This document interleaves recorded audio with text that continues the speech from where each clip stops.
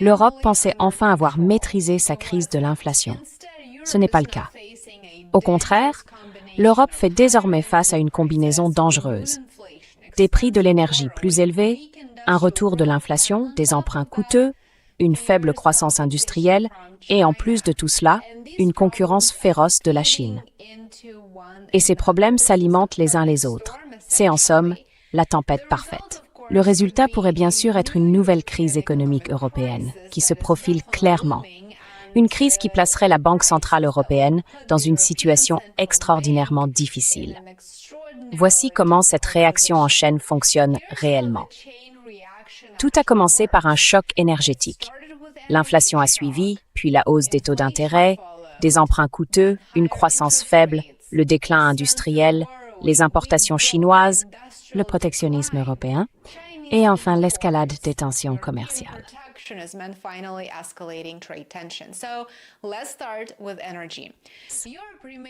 Alors, commençons par l'énergie.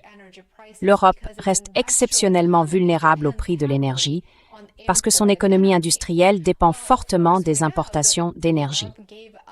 Bien sûr, nous savons que l'Europe a renoncé à l'énergie russe à un coût abordable pour des raisons politiques, à son propre détriment. C'est tout ce qu'il y a à en dire. Les chocs géopolitiques de 2026 ont fait monter les prix du pétrole et du gaz, tandis que les inquiétudes concernant les stocks de gaz européens accentuent la pression. Les marchés craignent de plus en plus que le niveau élevé des coûts de l'énergie maintienne l'inflation au-dessus de l'objectif de la Banque centrale européenne. Et nous en voyons déjà les conséquences. Il n'a pas fallu attendre longtemps. L'inflation dans la zone euro est montée à 2,9% en juillet contre 2,8% en juin,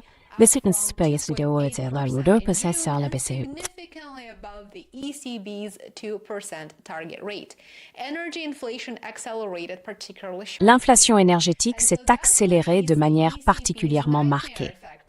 Et cela crée en quelque sorte le cauchemar de la BCE. Normalement, quand une économie est faible, comme l'est l'économie européenne, une banque centrale peut baisser les taux d'intérêt pour stimuler l'emprunt, l'investissement et la consommation. Mais que se passe-t-il quand l'économie est faible et que l'inflation augmente exactement au même moment? La Banque centrale se retrouve, en réalité, piégée. Si la BCE baisse ses taux de manière agressive, elle risque d'alimenter davantage l'inflation. Si elle maintient les taux à un niveau élevé ou si elle les augmente, elle risque d'affaiblir encore une économie déjà fragile.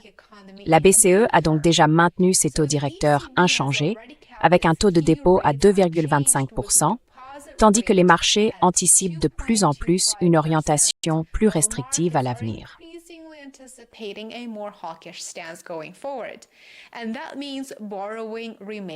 Et cela signifie que l'emprunt reste coûteux. Il continuera de l'être dans un avenir prévisible. Pour les entreprises européennes, c'est extrêmement important.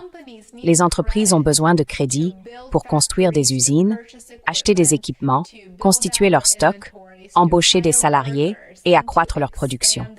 Les consommateurs aussi ont besoin de crédit. Ils en ont besoin pour acheter un logement et effectuer des achats importants. Les gouvernements doivent eux aussi refinancer d'énormes volumes de dettes, mais le crédit est coûteux et comme vous le voyez, des taux d'intérêt plus élevés n'affectent pas seulement les marchés financiers, ils affectent l'économie réelle. Ils vous affectent, vous et moi. Et cela se produit alors que la croissance européenne reste très très fragile.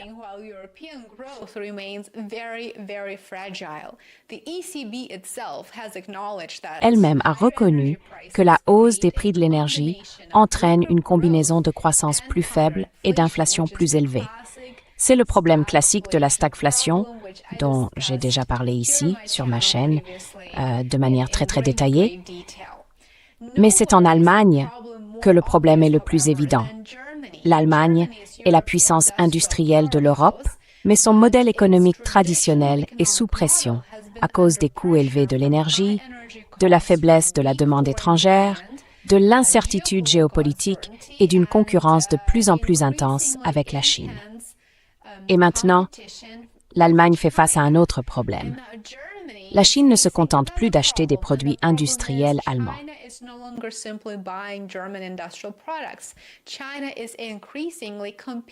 La Chine les concurrence de plus en plus. Le déficit commercial de l'Allemagne avec la Chine s'est creusé au cours du premier semestre de cette année, alors même que la Chine est restée le premier partenaire commercial de l'Allemagne et que les importations allemandes en provenance de Chine augmentent. En juin 2026, les importations allemandes depuis la Chine ont progressé de 9,1%, ce qui a contribué à réduire l'excédent commercial allemand.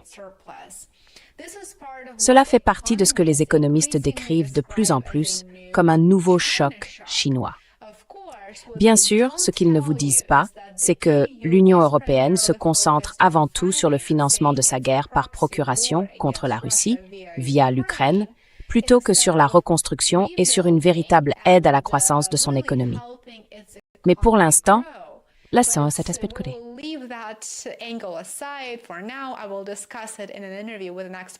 J'en discuterai avec un expert dans une interview au cours des prochains jours.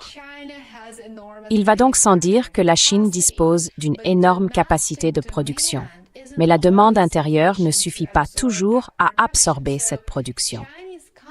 Les entreprises chinoises se tournent donc de plus en plus vers l'étranger, et l'Europe est l'un des plus grands marchés du monde.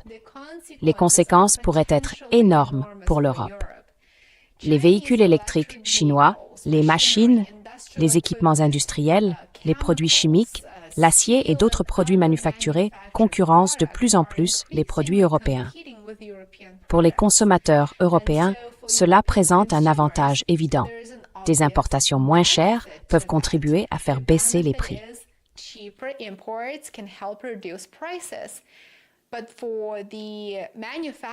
Mais pour les fabricants européens, c'est une toute autre histoire.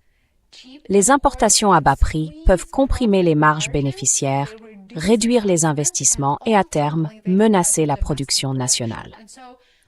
Cette situation, comme vous l'avez sans doute compris maintenant, crée donc un immense dilemme politique pour Bruxelles.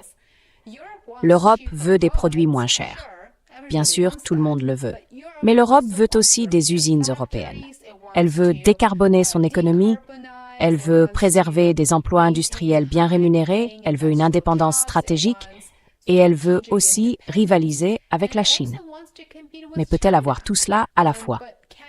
Ces objectifs peuvent entrer en conflit, et c'est le cas. L'Europe s'oriente donc de plus en plus vers le protectionnisme.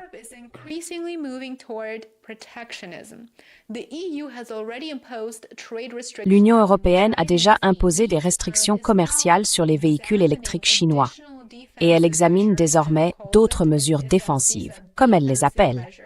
Elle affirme qu'il s'agit de mesures défensives dans des secteurs allant de l'acier aux produits médicaux. Mais le protectionnisme crée un autre problème. La Chine peut riposter. Or, l'Europe dépend fortement du commerce. Si Bruxelles relève les barrières contre les produits chinois, Pékin peut répondre en visant les exportations européennes. Et c'est particulièrement dangereux pour l'Allemagne, dont l'économie industrielle a toujours dépendu de l'exportation, dans le monde entier, de biens manufacturés à forte valeur ajoutée. L'Europe se retrouve donc de fait prise entre deux pressions économiques.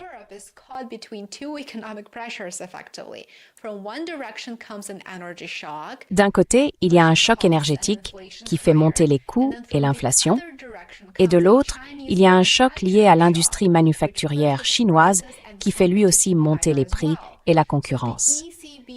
La BCE a donc peu de marge pour répondre à l'un ou l'autre de ces problèmes. Elle ne peut pas produire davantage de gaz naturel. Elle ne peut pas rendre les usines chinoises moins compétitives. Et elle ne peut pas résoudre le problème structurel de productivité de l'Europe en modifiant les taux d'intérêt.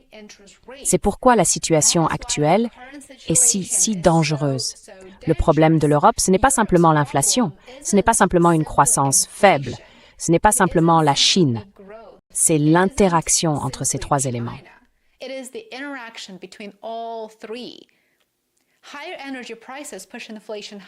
La hausse des prix de l'énergie fait monter l'inflation. Une inflation plus élevée limite la capacité de la BCE à baisser ses taux et des taux plus élevés maintiennent le coût de l'emprunt à un niveau élevé. Donc, concrètement, des emprunts coûteux découragent à leur tour l'investissement. Et le faible niveau d'investissement rend les industries européennes moins compétitives. En réalité, le problème de l'Europe, c'est l'Europe. Le problème de l'Europe, ce sont ses propres politiques. Pendant ce temps, les fabricants chinois continuent d'accroître leur part de marché mondial. Les gouvernements européens réagissent alors par des droits de douane et des barrières commerciales, et la Chine pourrait riposter. Le cycle devient donc encore plus difficile à briser.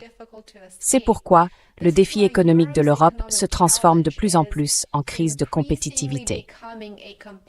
L'Europe n'est plus compétitive. Elle ne l'est pas dans les circonstances actuelles.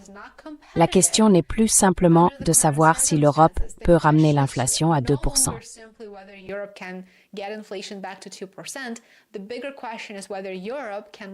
La grande question, c'est de savoir si l'Europe peut rester une puissance industrielle tout en supportant des coûts de l'énergie relativement élevés, tout en maintenant un modèle social coûteux, en investissant massivement dans son complexe militaro-industriel et en donnant la priorité à la guerre plutôt qu'à la paix.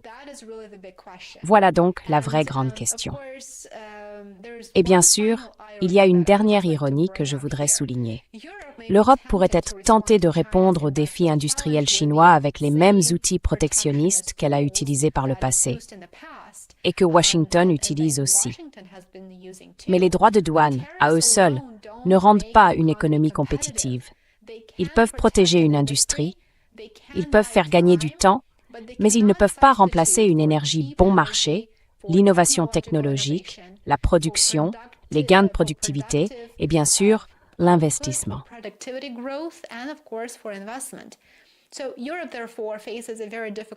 L'Europe est donc confrontée à un choix très difficile.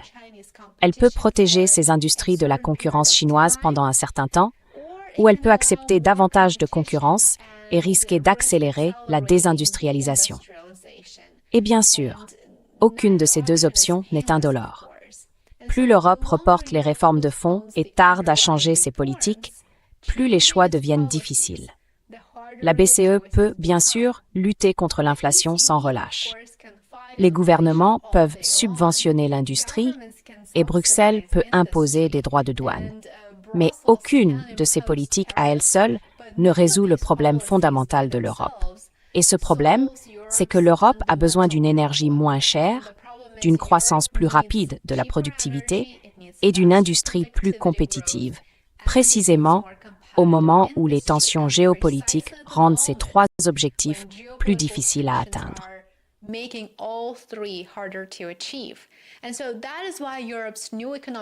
Et c'est pour cela qu'une nouvelle crise économique se profile en Europe. Elle sera bien plus grave qu'un simple problème d'inflation. Elle pourrait devenir une crise de la compétitivité européenne elle-même et marquer le déclin de l'Europe telle que nous la connaissons. J'espère donc que cette brève mise à jour vous a plu et que vous l'avez trouvée intéressante et utile. Dites-moi dans les commentaires ci-dessous ce que vous attendez de la situation économique actuelle en Europe. Si vous êtes en Europe, j'aimerais beaucoup vous entendre. Que vivez-vous? Que voyez-vous autour de vous? Qu'entendez-vous de la part de vos responsables politiques? Nous serions ravis de vous lire dans les commentaires ci-dessous. Partagez quelques-unes de vos réflexions, vos retours. Merci beaucoup d'avoir regardé. Comme toujours, j'ai hâte de vous retrouver ici sur ma chaîne demain.